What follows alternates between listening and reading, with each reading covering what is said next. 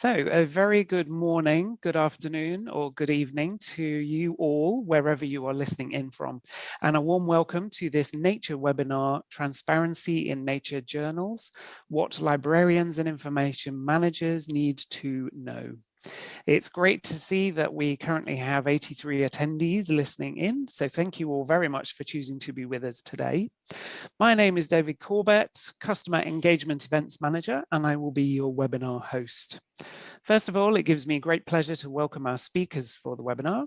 Alison Wright, who is the Editorial Director at Nature Research, and Jill Adie, the Senior Publishing Manager, also at Nature Research. Secondly, I would like to welcome our colleagues Saskia Horving and Claire Jones, who will monitor your questions throughout this webinar and facilitate the question and answer session at the end of the presentations, when we will answer all of your questions. Before we start the presentations today, I would just like to draw your attention to a couple of housekeeping notices. Please ensure that you are muted and your cameras are turned off during the presentations, but please feel free to send your questions to us at any time using the chat box, which you can find on the Zoom menu bar at the bottom of your screen. Today's webinar will be recorded, the link to which will be sent to you shortly after the event, together with a link to a feedback form, and we would very much appreciate just a few minutes of your time to complete this form. Should you be dropped out of the webinar at any point, please just use the same login link to rejoin when you're ready. Okay, so we're now ready to begin the webinar. So it gives me great pleasure to introduce our first speaker today, Alison Wright. Alison, over to you. Thank you very much, David. And hello, welcome to everybody who's joined the call today. Thank you for your time, and it's a pleasure to be talking to you. This is an outline of what we're going to cover today for you. I'm going to start with an overview of the Nature portfolio and talk about our editorial and community values. And then I'll pass over to Jill, who'll tell you a bit more about the new Nature journals and how we judge their success when we launch them. So next slide, please. So here's an overview for you of our Nature portfolio. These are all the journals that bear the Nature name, more than 60 of them now, starting with Nature itself, launched in 1869. So, you know, an incredible publishing history behind it across all of science. But joined now by a whole suite of other Nature titles that cover life, physical health, and applied and social sciences.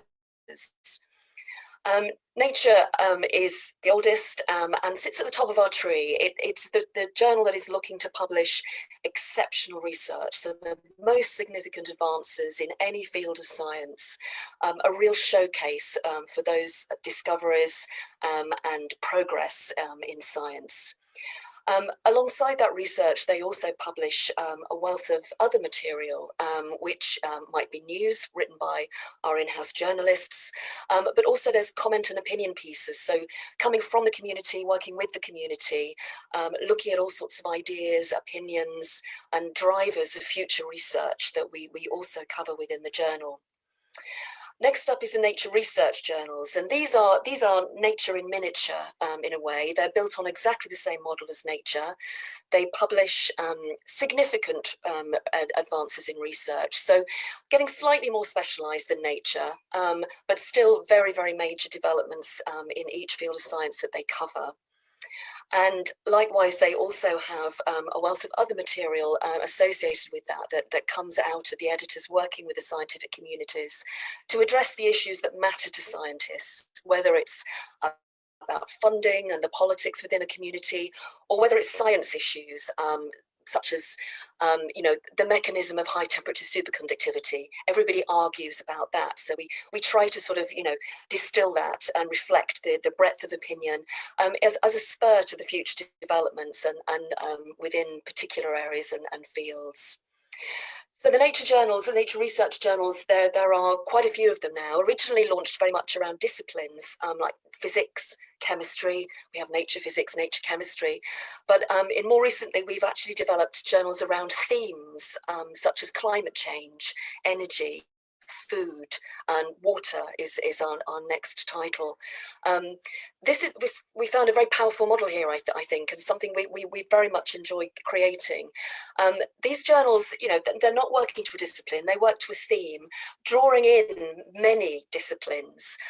So within energy, as a theme, we're looking at the physics, the chemistry, the social sciences, including economics, policy relevance, all this kind of thing.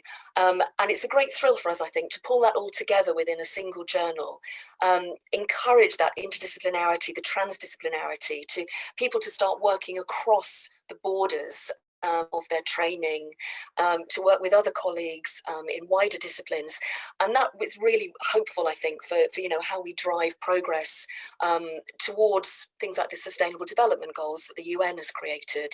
We have goals around energy, water, food, health, all sorts of things like that. And I think that's a very positive step in getting scientists communicating and talking and interacting, working together to actually achieve something under those goals.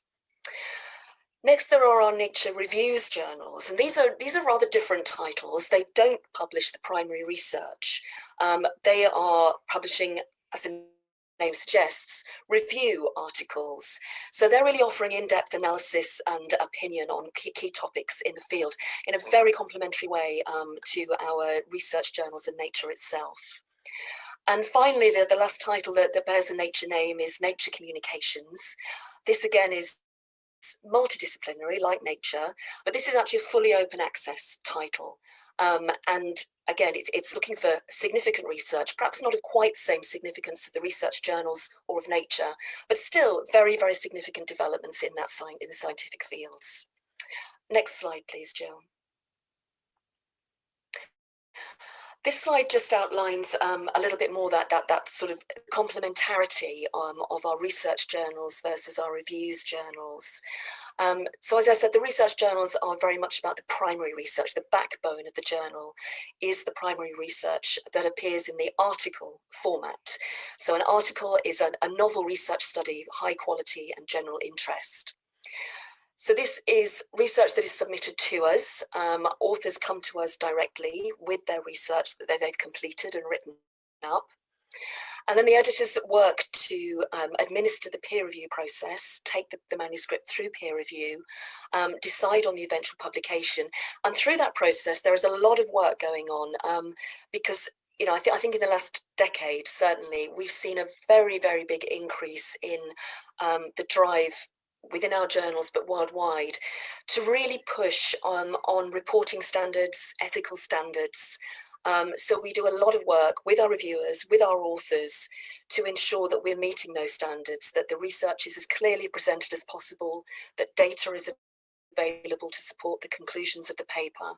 And particularly in areas like social sciences and medical sciences, where we may be reporting on studies that involve human participation as well, there are very high ethical standards around those kinds of research now.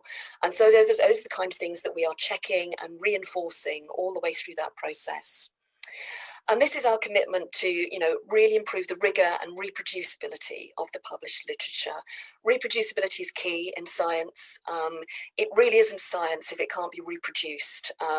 So we do need to make sure in the reporting of it, in the publications, in the literature, that the right information is there. There is enough information, it is clear, it is correct. So any other scientist in the world can reproduce, can replicate those results. And then we know, then we are sure that the solidity of that science. And so there's an awful lot of editorial work and checking that goes on to make sure that we can do that. On the reviews journal side of things, the approach is slightly different. Here we're talking about the review article being the key component in these journals, which is accessible, authoritative and balanced as an overview of the field. So reviews are actually commissioned. In contrast to the research journals, it's not about the authors coming to us, it's about us going to them. And so these journal editors are very alert to the important topics in a field where the developments are happening, and who are the best people to provide these review articles, to actually do that summarizing and presenting that comprehensive overview of the recent developments. It's not just the editors. The editors work very hard. They are doing an awful lot of scientific editing on the body of that review article to ensure that the structure and the clarity is there in the text. But we're also supported by our art editors as well in producing some rather great artwork that supports the information within that review, the way in which that information can be imparted to the reader in the best possible way. Next slide, please, Jill.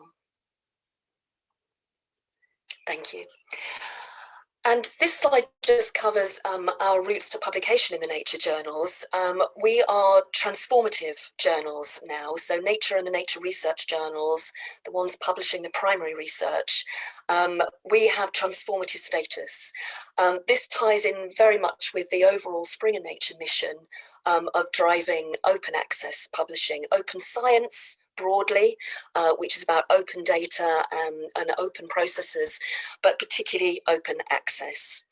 So as transformative journals, we offer two major routes: Gold Open Access and subscription. So under Gold Open Access, it might be author choice. An author is free to choose when their paper is accepted for publication in one of our journals. They may then choose if they wish to have the paper published open access. Some authors now are mandated to do this. They may be funded by Gates Foundation, Wellcome Trust, funding bodies that actually mandate their researchers to publish under open access. But it may also just be an author choice. Authors that are not necessarily mandated, but perhaps they feel strongly that they would like to publish under the open access route. So they're free to choose that. Other authors might be covered by a transformative agreement. A big example of this is the agreement that we have with the Max Planck Institutes in Germany. All of their research staff are covered under this agreement, which gives them the ability to publish open access with our journals, also to read content that is otherwise under a subscription, and other access to our content as well. So these are developing worldwide. We are seeing more transformative agreements being built. So these are the sort of two main routes to actually publishing Gold Open Access. This means that the paper, when it's published, is free to read for posterity as an open access paper. But we also have a subscription route. This is part of us being transformative, is that we are moving towards open access. But it's a gradual process because we appreciate that not all authors have the possibility of open access publishing at present. And if they don't, they are very welcome to come to us and publish as they always would have done previously under the subscription model. They publish for free and readers subscribe to view that part of the content. I think from the Nature mindset, this is very, very satisfying for us because we do feel that, it doesn't matter who you are, where you are, or who funds you. You are welcome. If you have done some significant research, you are welcome to come to our journals and publish with us. So this transformative status, this sort of halfway house on our way to fully open access, means that our doors are still open to everybody, and we're very, very pleased about that. That it's what you've done that matters, and we're very interested in seeing the best research from wherever in the world. Next slide, please, Jill. So just to distill what we do when the manuscripts are coming into us, particularly the primary research areas, what the editors are doing, I think what we do boils down to these three key words. We filter, we enhance, and we amplify. And the Nature journals are very much showcase journals. We are very selective on what we publish. So by doing that, we provide a huge degree of visibility to a piece of research, a scientific finding, and also to the authors associated with that research as well. We're really surfacing the most important advances for our audiences. So they're very informed, up to date with what they really need to know about what's happening in their area, but also beyond it as well. Nature publishes across all disciplines, and all of our journals have a reasonably broad scope to really reflect quite a chunk of science, and we like that because we think that helps the cross-pollination aspect. it's that interdisciplinarity thing, getting scientists talking to each other and devising new projects together as a result of that and driving the scientific process. And we also believe that, you know, our journals have a role in thought leadership as well. I talked about the other material that we publish, the comment, the opinion that we commission, and encourage the community to produce. That very much drives thought leadership in a community, and we find that a very interesting aspect of what we do, and I think a very useful one too. Next slide, please, Jill. So just to elaborate on that filter step, we are highly selective journals. You can see from the statistics on this slide, in 2019, we saw more than 56,000 submissions come in to Nature and the Nature research journals, a huge volume of papers. We read them, we read all of them, I do promise you that. We do want to give the benefit of the doubt to people. We want to look at what's in the paper and really sort of see what people are doing, and what the advance is that they've got to present. And it might not be presented perfectly, but that's something that we will deal with down the line. We really want to find that nub of the science in the paper and make sure that we find that and take that forward. So just on the bottom of this slide in the red dots, you can see that of those, you know, nearly 57,000 papers, just short of 10,000 of them were selected for peer review. So that's a huge step down. You know, there's a big filter going on there with the editors going through this material, finding the most significant advances and taking those forward to peer review. And then of those, roughly half, 4,500 made it to publication in our journals. What's happening at that stage through peer review is we may well uncover technical problems with the paper. It may be that the data as presented don't actually totally support the conclusion that the authors would like to reach. It may be that more work is needed, or there may be some flaws in the analysis, and that is a barrier to us publishing the paper. So that's what's going on there in that stage. Going from 10,000 to 4.5 is the issues that are raised during peer review, which might be fixable in the long run. It might be that the authors can go away and do further work to actually complete the analysis in greater detail and maybe come back to us in the future. So there's a massive filtering from that 57,000 down to 4,500 being published. But just to talk about the grey dots at the top of the slide now,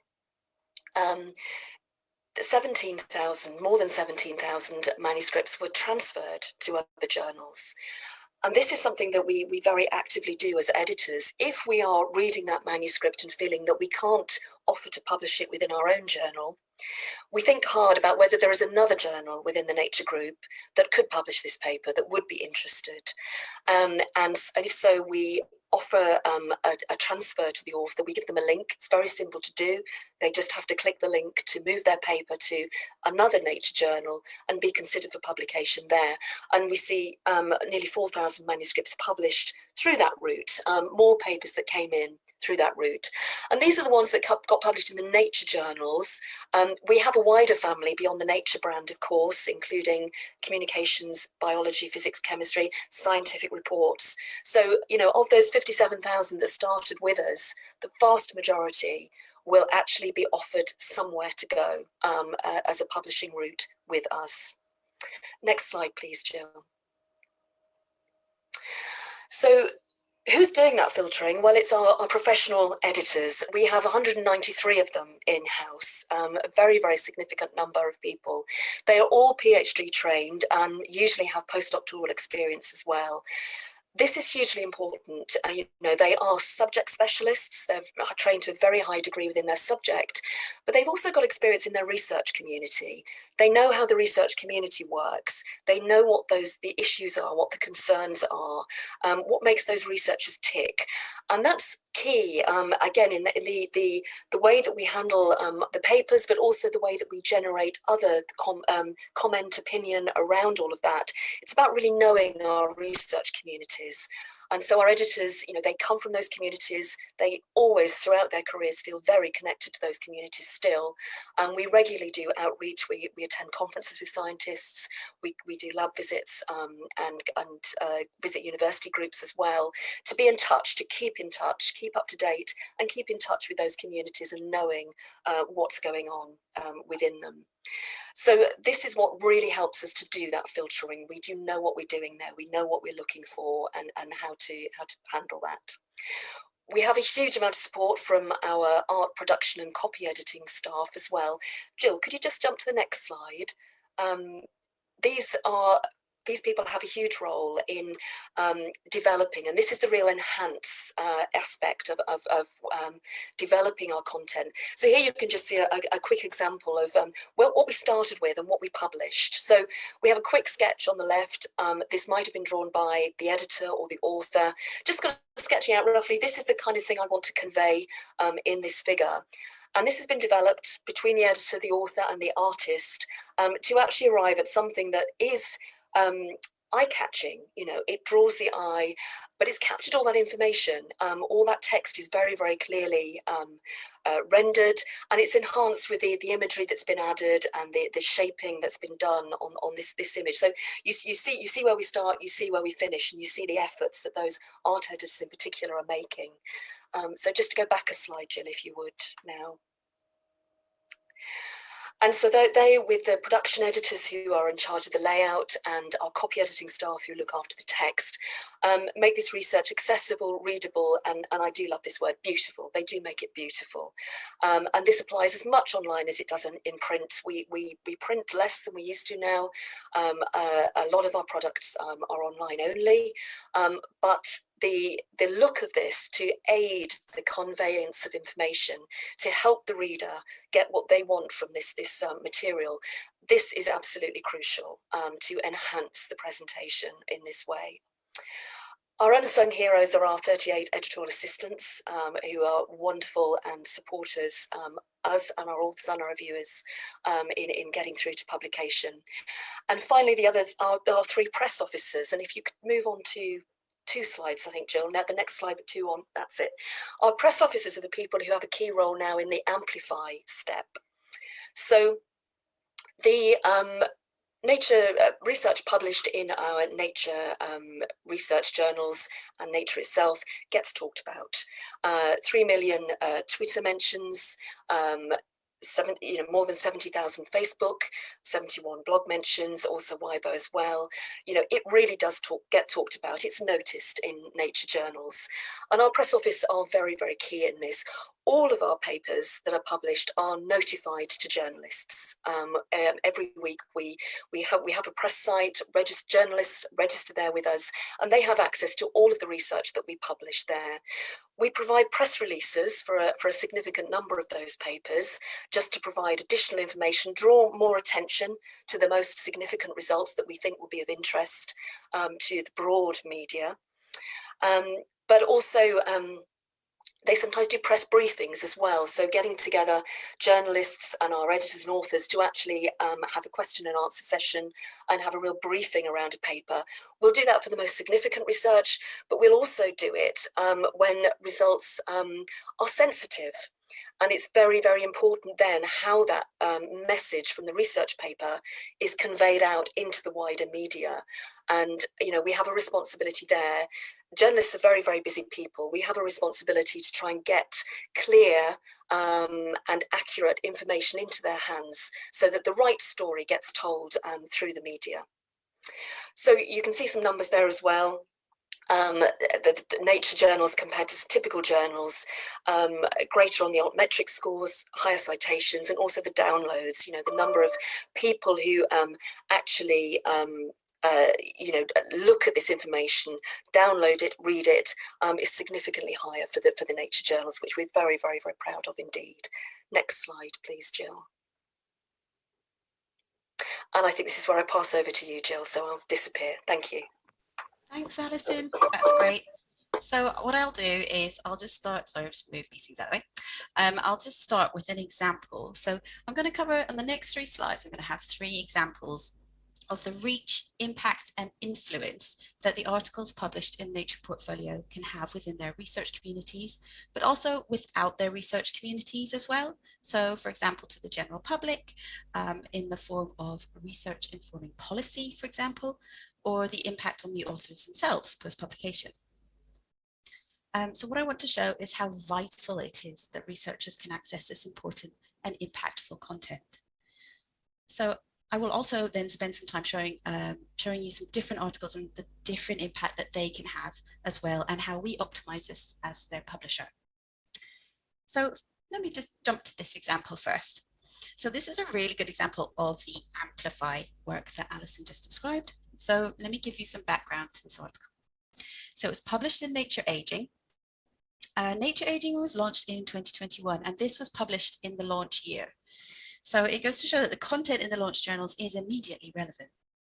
So the authors here used a combination, so it's quite multidisciplinary. They used a combination of systems biology, analysis of drug targets, and large-scale medical claims data. So they looked through insurance record data, which I think is amazing to include as part of the research project.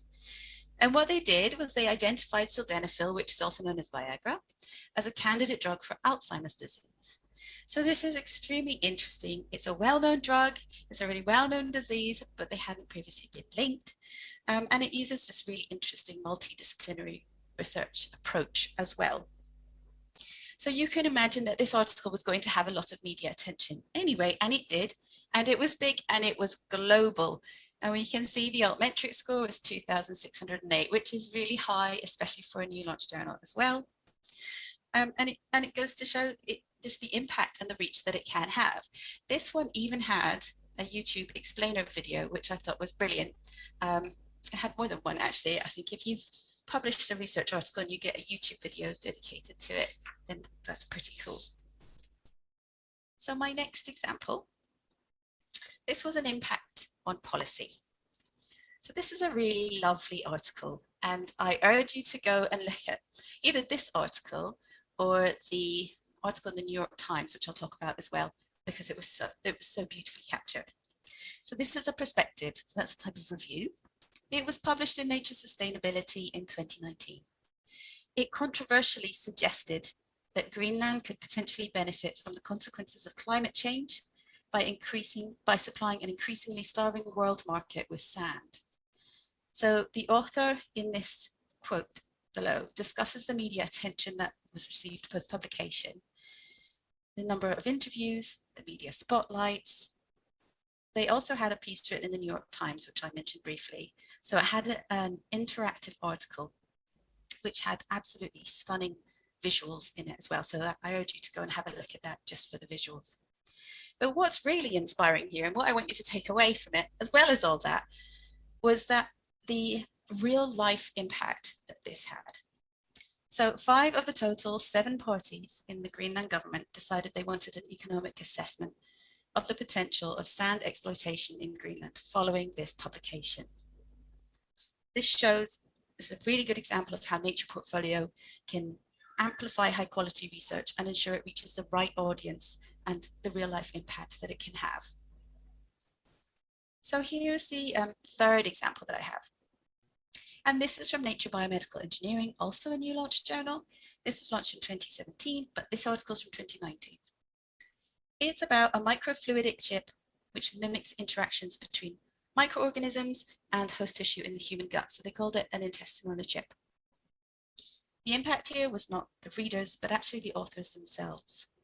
So the author here is Sasan Jalili Feruzinizad, discussed how the publication of this paper impacted their career path in terms of direction, but also the recognition that they then received from awards, grants, and then how it opened up multiple avenues of research for them through collaboration.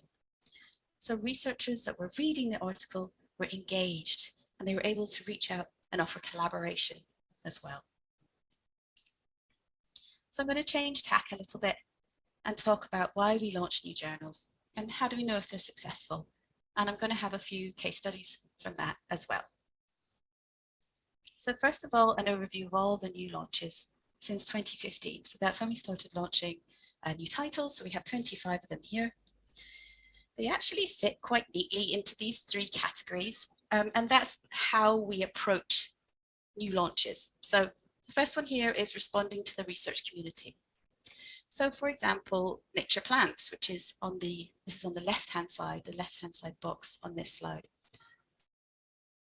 Launching a new journal like this, we look at what's happening within the research community. What are we having a lot of submissions of? What could we perhaps open a new venue for publishing these submissions? And Nature Plants is a really good example of that.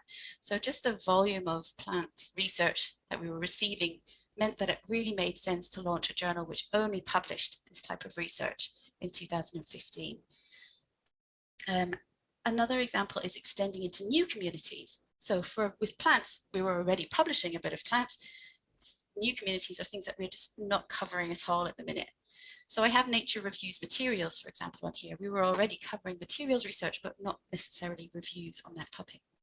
But a really good example from the middle box, so extending to new communities, is Nature Reviews Psychology. So this is the first foray into the humanities and social sciences for Nature as well. And based on the feedback and the level of engagement that we've seen with that journal, it was launched in January this year only. We can see that this was really successful. We've had really good feedback from the community. We've had a lot of authors really excited to write for the journal as well, because obviously they commission their content as it's a reviews journal. And then in the third box on the right-hand side, we have community-centric, societally relevant journals which further SDG research. And a lot of these are thematic that Alison talked about a little bit as well earlier on. So for example, energy, sustainability, food, or aging. So food is a really good example here because it's very thematic. It covers the breadth of research on optimizing and securing food systems, crop sciences, dairy sciences, food security, economics, ethics, justice, conflict, hunger, and famine. That's just some of what is within the scope of Nature Food, just to show that that is what we mean by thematic. It's relevant to SDG research. This is a priority for Springer Nature as well. And Nature Food in particular really addresses SDG Goal 2, which is zero hunger. And we're going to look at that in a little bit more detail in a couple of slides' time. Okay, so just a little bit more information about what we consider before launching a new journal. So I need to outline that the primary goal is to produce journals that the scientific community will value as a reader and as an author. And so to do that, we look at what's out there already, so the market, but also the landscape. What's happening within academia? What's being published? What's out there already? Is it being cited? How is it being received? So are there any emerging fields? Are there any new communities that we can serve? Are they growing? Are there active fields that don't have a dedicated home? Can we pull together multiple disciplines as well? So even something like Nature Food can do that. And does it serve a sustainable development goal? And looking at the market as well, we think, can we produce a title? Do we have a unique point? What will set it apart from what's already available for authors? And do the authors in that community know about Nature already? If they don't, how do we sort of tap into that? And what are the synergies with the current portfolio? We don't want to be overlapping hugely with other research journals that are doing well. And what are the authors' attitudes to open access in that area as well? It's a very important consideration. Okay, I'm going to jump back to the SDGs here. This is a very quick slide just to introduce them. I'm sure everyone knows what they are now. So the Sustainable Development Goals are 17 interlinked global goals designed to achieve a better and more sustainable future. They were set up by the UN in 2015 and they are hoped to be achieved by 2030. Just giving that introduction in case to make sure that this slide makes sense. So this is an example of how just 2 of the new launches fit into addressing the SDGs. So we try and ensure that we can address SDGs with each of our new launches. But here I've chosen Nature Food and Nature Reviews Earth and Environment as examples here. Both were launched in 2020. And you can see that Nature Food obviously caters towards zero hunger, but there's others as well. So good health and well-being, life below water and life on land. And for Nature Reviews Earth and Environment, it hits 6 SDGs so that it can address with its publications as well. So moving on to how do we know if a new Nature journal is successful? So this is really important. We need to know that we are serving the research communities that we set out to serve. We need to know that we're serving the authors well and also the readers as well. And there are lots of different ways of measuring this. So usually our first port of call are submissions. Are authors submitting to our journals? Are they interested in seeing their work published with us? And I can't show you all of that information here, but that is usually the first thing we look at. But here's an alternative as well. Is the research community talking about our articles? So if we look at altmetrics, so here I've got all the altmetrics for the content in the last 12 months per new launch journal. So each bar is a different new launch journal. And you can see one of the furthest left is Nature, Ecology and Evolution, and then Nature, Human Behavior. So hopefully you can see, it might be a bit small on your screen, Nature Microbiology. So what's really interesting about that is the difference in altmetrics between some of the journals. Some of them are more sort of older, some of them are newer. So I think when this was taken, we've just launched Nature Cardiovascular Research, for example. So Nature Aging does appear quite far down here. So it's here. But bear in mind the example I showed you earlier on, the paper about Viagra and Alzheimer's disease and how that had the highest altmetric score of any of the new launches in 2021. So another way that we can look at success are our authors citing work that's published in Nature Portfolio. Are they using them to further their own research? And we can see that they are. Our new launches fare very well. They usually start with an impact factor over 10, and that's pretty impressive. I'm not going to focus on impact factors too much. And I'd actually like to look at the journal societal impact and influence a little bit more. So this is another way of measuring success. We're looking at the external impact that the articles have.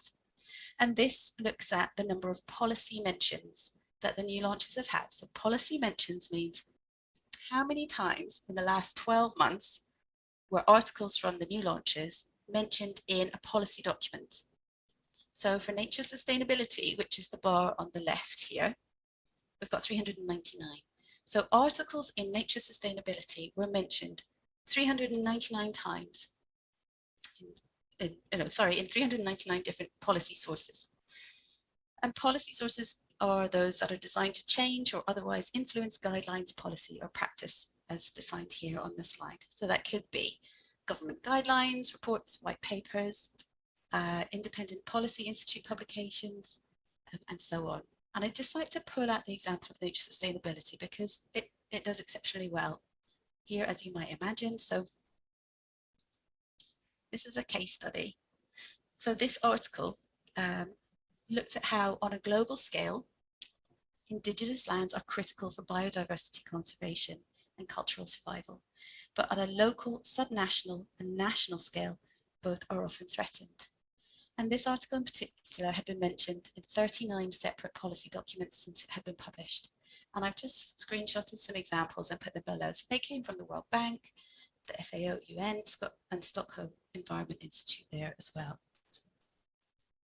So because we know that the content in our journals is relevant for policymakers and policy influencers, we created an article type that would really help to support them. And that was called a policy brief.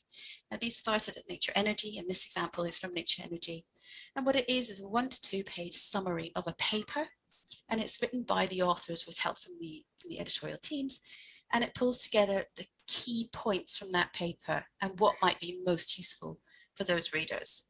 They're really accessible, so we can reach exactly the right people with this content. And this is just another example of us being able to amplify that research to reach the right people to have the impact that it should have. And this is one of my final slides. So this is an example of driving thought leadership as well, as Alison was talking about earlier. And this is the influence and impact that some of our news and journalistic content can have. So far, all my case studies have been review content or primary research or original articles. And this is actually different. So this is the news and comments. So this was from Nature. These are just 4 examples that we have on this slide. So there was a news article that was, you can see on the left-hand side, in 2020, thousands of coronavirus tests are going unused in US labs. And what was the impact of that? Well, it uncovered bureaucratic bottlenecks, holding up COVID test processing early on in the pandemic. And the White House task force turned their attention to eliminating those barriers. That's just one example there of how other types of articles can have impact as well. So just to summarize all those case studies now, we publish a diverse range of content, and we strive for the most important work in each field, and we want to ensure that researchers are kept up to date with significant advances and that they get maximum exposure for their work. We want to be able to change research, as we've seen with the collaborations, research policy, as we've seen with the policy mentions, and researchers' lives as well, as we have seen today. And so that's it for my presentation. I just have one more slide left where I'd like to direct you if you'd like any more information. Of course, we'll be taking questions and I will answer them now.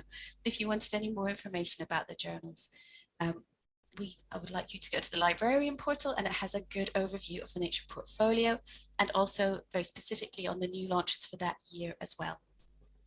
So I'll leave that slide up and perhaps we can take questions now. Thank you, Jill. Yes, many thanks to Alison and Jill for both of your insightful presentations. Thank you very much. We will now move to the Q&A session, where I can see that we've already received quite a new number of questions already. So if you have any more questions, then please post them in the chat. So over to you, Saskia and Claire, who will now go through your questions. Thank you. Thank you, David, and thank you, Jill and Alison. We are currently looking into all the questions that are coming in, but we already have one question maybe that you can already answer is, are there any training courses for young researchers to help them write papers? Yeah, I can take that one. Yes, there are. Absolutely, there are.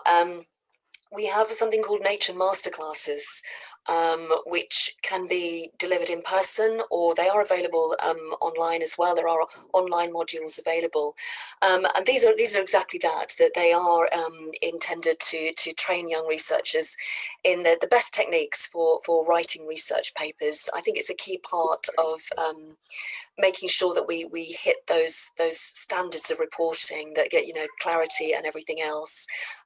So we do have a scheme there. I'm sure you can probably find that through our websites as well, actually. So Nature Masterclasses is what you should look for. Okay, thank you. Thank you. Yeah, and one of the questions that's just come in is around the new launches. And so we are producing a number of new titles, as were shown in the slides. And there was a question around whether we can comment on the cost of accessing the Nature titles. Yeah, I just thought I had to unmute myself, but I'm already unmuted. Yes, I think that's a question that I can answer partially. And then perhaps we can take offline as well, and I can follow up with maybe a more thorough answer as well.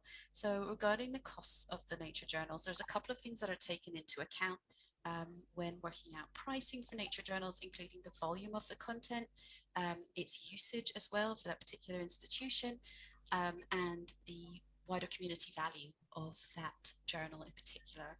And those are used to create a price that the journals are then sold at for subscription. I think that I'm not sure what else to add to that at the minute. I think the best thing is that we take it offline, and maybe we can ask a sales manager as well to reach out to you. We try and strive for fair and consistent pricing. So yeah, I think it's really important that we handle this question and get back to Yeah, we always can discuss with the customer if they run into any challenges, pricing challenges. So there are some ways that we can be flexible about those. So it's not just this is it. So yeah, if you have any further questions, Ian, we're always happy to take this offline and give you a little bit more detail about this. Thank you, Jill. Let's look at the next question. Actually, a fun question. Somebody asked us, I think Yassine, if I say your name correctly, what the N sign behind you means. So that's maybe, I don't know if that has a meaning. Yeah, I'm not sure what to say to that. It's just, it looks nice. Just for, I'll come up with a clever answer later. Okay, thank you. Claire, do you have another one? Yeah, I'm just looking. So there's a question around the JISC and UKRI criteria and how the transformative journals fall within that. Is there anything you could comment on that, please, Jill or Alison? Yeah, so I don't think we can comment on this at the minute because the consultation is ongoing. So yeah, I'm not sure there's anything that we're able to say about that at the minute, just that it's ongoing. Yeah, sorry. Thank you. Okay, I've got a question from Suzanne. Do you have global awareness metrics targets for new journals? That's a really interesting question, actually. So we, as Alison alluded to earlier, pointed to earlier, we take it very seriously. We want to make sure that we are accepting the best research from wherever it comes from. And conversely, for the reviews journals who commission content, so they're not receiving the submissions, but they're actually going out, they in particular have a drive to contact a very diverse set of authors. So they won't just stick with the authors that they know in very specific places. They will purposely reach out to various to make it as global as possible and as inclusive as possible. And I think that's a very important part of their commissioning process. I wonder if Alison, you could comment on submissions. Yeah, sure. I mean, I think this also applies to peer reviewers as well.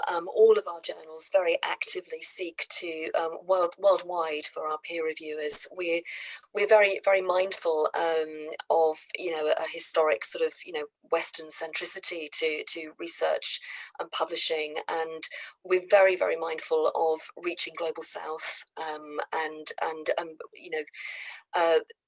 The people who are doing very, very useful research on very many useful questions as well. So either as authors or as peer reviewers, we are actively trying to make sure that we are diversifying the pool of researchers and reviewers that we work with at all stages.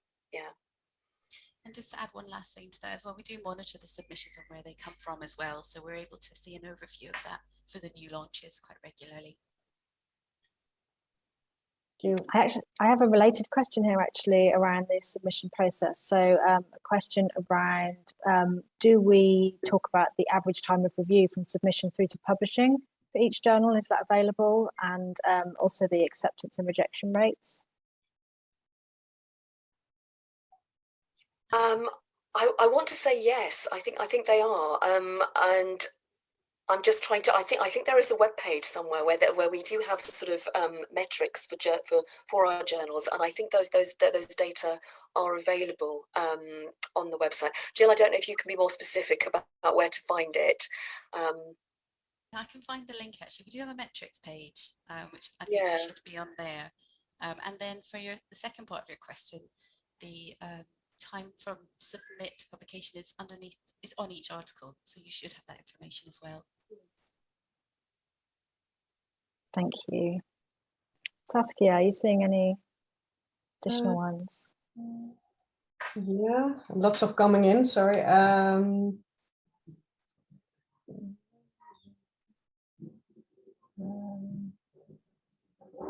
Sorry.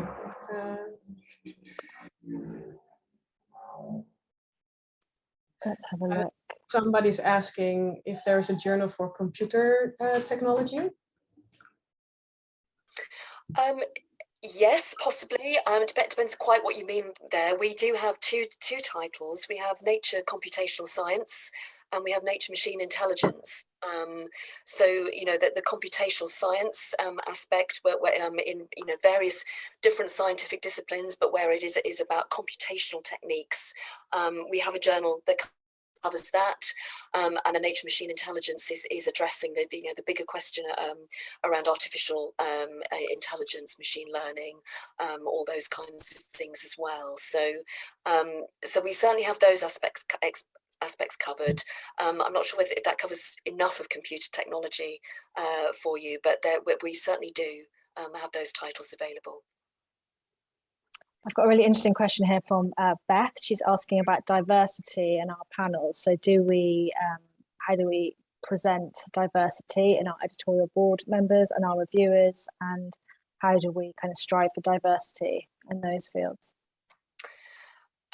First up, we don't have editorial boards. We have a professional in-house team of editors, so for Nature and the Nature Research journals. So we're not supported by an editorial board. It is done in-house, and obviously we look to diversity in everything we do, in our own recruiting into our editorial teams, and as I've previously mentioned, into the reviewers that we recruit, the authors that we work with, and particularly when we're commissioning content as well. Very, very mindful of making sure that we're building a diverse makeup there as well. Does that answer the question?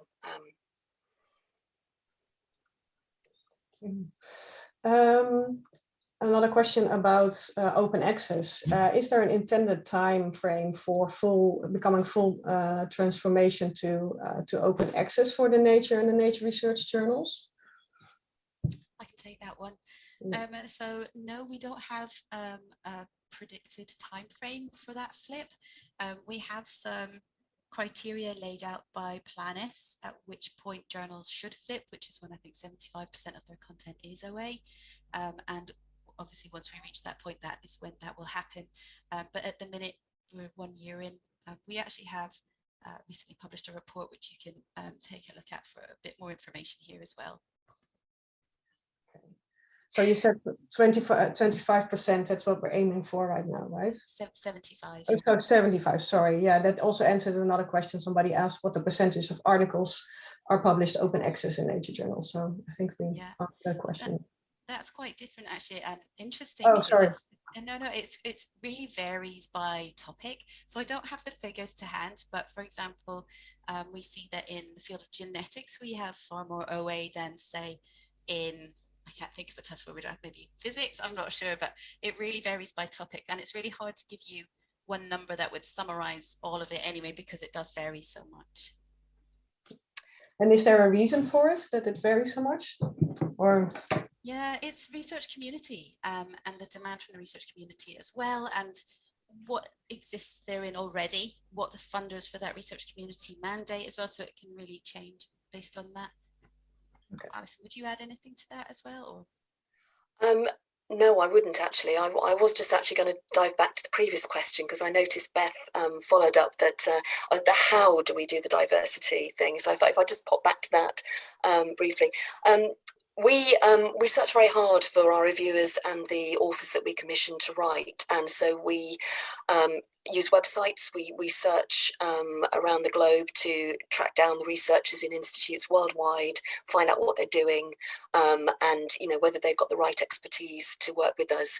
And we also do a lot of outreach as well. I mean, we do some physical travel, but through the pandemic particularly, we've got very, very good at online outreach, and so arranging calls like this with research groups, and they're obviously it's nice to visit people in person. It's not quite such a great experience online necessarily, but the great thing about the online stuff is how far we've been able to reach, and we've been doing stuff with people in Nepal and all over the place. I'm just trying to think: Singapore, Korea, Australia. We've really, we wouldn't necessarily be able to do all of this traveling in person, but online we can, and so that's become a very big part of how we find people. And I said at the beginning, it's about knowing the communities, it's about knowing who people are, and that means the whole community around the world. And so we do really put a lot of effort into making sure that we find people, and that when we are lining up a panel for an event, a suite of reviewers for a paper, a set of authors for a commissioned review, we are making sure that we try to go as diverse as we possibly can in the people we invite. So I that's a bit of a better answer for you, Beth, sorry. Thanks, Alison. There's an interesting question come in around what we're doing for early career researchers who are more likely to be rejected when they submit a paper. Are there any things that we're doing to support them in particular?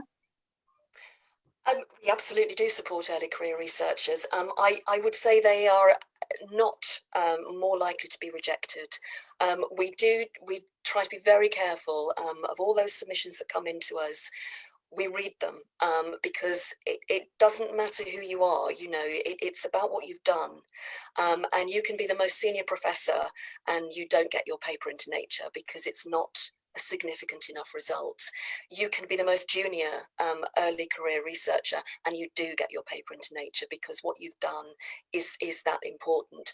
So, you know, it's not about who's done it, it's about what you've done. So we don't have any barrier in terms of publishing with us. We don't have any barrier for early career researchers.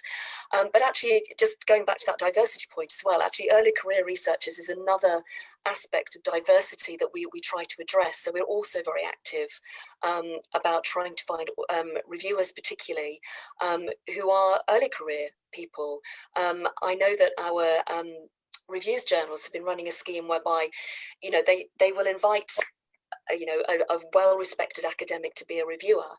And if they're agreeing to do it, they would say, could you also involve an early career researcher from your department to, you know, review with you as part of, you know, learning the peer review process, learning what constitutes a valuable peer review, and getting that early career researcher empowered and confident as a reviewer in their own right. So yes, we absolutely do encourage and engage with early career researchers. Yeah. Thank you, Alison. I've got another question about the new launches. Once they get published, they wanted to know if we typically make them a free read for a period of time, so librarians and readers can try them out. So in the past, what we've done is we've made the first issue free for the first year. So that's January's issue. And then February and March, so issues 2 and 3, a third of that is then made free until the end of the first year.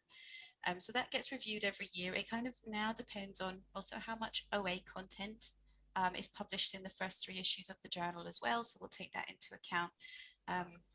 Yeah, and that's normally what we do. And we find that that does help with access, of course, because more people can access it and see what type of thing that we're publishing in those new launches as well. Yes. Okay. I think we've got time for one more question, maybe. I'm not sure. So a question here around support for non-English speaking countries. So what do we do to support researchers who might be non-native English speakers, both in terms of paper writing and the corrections and editorial process? Yes, we absolutely do. It's that, you know, that initial stage of reading every paper that comes in and not being swayed by the English. You know, you don't get rejected because your English wasn't perfect. We really are working very hard to dig down into the paper and see the science that you are presenting. And so, you know, that is no barrier to being published with us at all. Obviously, you know, we do need to be able to understand the paper. Our reviewers will need to be able to understand the paper. We do work with you, you know, we do copy editing. We can also direct people. We have some sister organisations that offer language services and various manuscript formatting services and things like that. So we can recommend those kind of services to you if you're concerned and would like to work on the language or otherwise presentation of your manuscript. But you really shouldn't feel that that's a barrier to consideration. Because, you know, it isn't. We really want to understand what you've got to say, and then we will work with you through the process to make sure that we're saying it as clearly as possible. Thank you. David, do we have time for one more question? Yes, please do. Yeah, we have a couple of minutes if you'd like another question. Yep. Yeah, I think this is a nice one. What do you think about the future of the journals and the technologies which are changing the nature of journals in some cases, like reviewing? I can imagine this is more geared towards new technologies and AI and whatnot. It's a really interesting question. Yeah. And I think in terms of what our plans would be, I think this is a very exciting time, and I think our strategy would be to sit and wait and see how this type of thing pans out, how it performs. Will it work for our journals? We have a very specific, a very special set of journals. We publish very high quality content. Editorial value is very high. So we're quite different from other portfolios, and what might work for a competitor, say, may not work for us. So I think it's a question of looking to see how this develops. Okay, thank you. One more, David, or? Go for it, Zaz. Let me see. Claire, did you have one? Just scanning through, so do shout if you see one before me. There was another question actually about the training courses that we offer. I know that was covered earlier, but that might be worth mentioning again, as it's something that is close to our hearts. Yes, the Nature Masterclasses. You know, we do offer training. It's not just in writing manuscripts, actually. There's a whole suite of courses available there, including on peer review and things like that. And we do have workshops. We can run in-person workshops, which are run by nature editors. So our journal editors, usually two, will come and run an in-person workshop session with your department, and cover all sorts of, you know, it's quite hands-on. It's really a workshop on you know, presenting and writing up research. They're very, very popular. You know, very well received usually as well. But there are also a lot of online modules available as well. So, you know, there's plenty of stuff out there. So Google Nature Masterclass, and I'm sure you'll find all the options that are available. Yeah, just put the link in the chat for everyone. I think they're free for lower income countries at the minute, and they're free for Research for Life. So yeah, there should be free to access.